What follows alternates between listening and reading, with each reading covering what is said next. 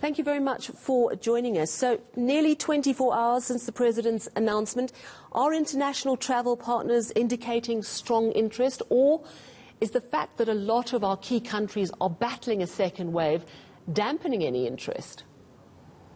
Evening, Sally, and thank you for having us over. Look, the world is in a turmoil at the moment, and restoration to previous levels is nowhere near in terms of the travel environment, and South Africa is no different.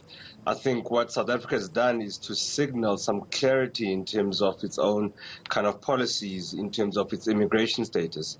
And we are never expecting a flurry of tourists to come through, kind of anytime near soon. But as you had rightfully said, our key source markets, especially outside of the continent, they are going through a bit of trouble at the moment. So if they're allowed to travel, they could come and enjoy a wonderful holiday here in South Africa, provided they test negative. Do you expect a bit of a boost of international tourism for the festive season? Is it too late? Well, yes and no. I think the departure point is to start with things that are within your control. And certainly as a country, what's in our control is our own policies and regulations about our borders. What's not in our control are the source markets where the tourists come from, as to how and the treatment that they will give their tourists. So essentially, some are actually barring any travel outside of the country. Some are discouraging travel within the country in itself. And some are also, imposing quarantines once they return from traveling overseas. So all of this is coming into play. And again, we'll see then over the next couple of days and weeks as to how key for those markets overseas, they are managing the pandemic, and they're trying to make sure that there's no further spread of those activities or causes within their countries. Are you going to have to look at a completely new strategy? Is it possible to strategize in a world of such uncertainty? That's the golden question, isn't it? Every single day we are getting new data points, and that also goes into the mix in terms of how things change.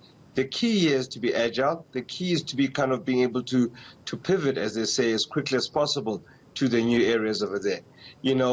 People can no longer book 6 months in advance because you have no clue, as an example, what will happen either in your country or the destination country.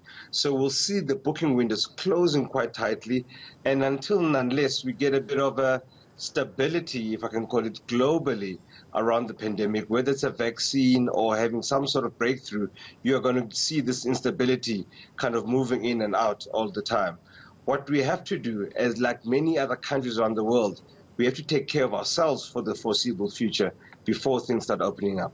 Yeah, and that leads me to domestic tourism, and I'm wondering how that's going. The indications are, from the President speaking on Wednesday night, that he's not looking to lock down the country again, though he is sounding a very serious warning about the festive season where we all tend to travel.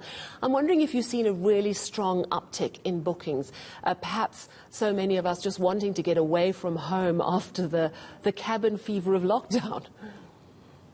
Yeah, absolutely. I was crossing my fingers yesterday when the President was speaking, essentially.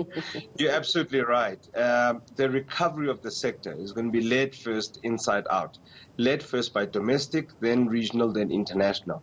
We are at that phase now where domestic is really picking up quite nicely. There's a lot of pent-up demand, and anything with the beach, the bush, or a mountain, essentially, is really becoming chock-a-block in terms of that. So you're seeing both sides. One, from South Africans deciding to travel a lot more aggressively, and also those South Africans that typically would have gone overseas for holiday. Now they're looking inwardly, and and we're seeing a lot of activity. Try to find accommodation around December is really difficult at the moment, as there's movement in that perspective. The challenge, however, is in the inner city hotels, right? The business hotels, the conferencing hotels, where it's really, really soft. There's not much activity happening from a corporate traveling side, and also government is also slowed down in terms of its traveling and conferencing as well.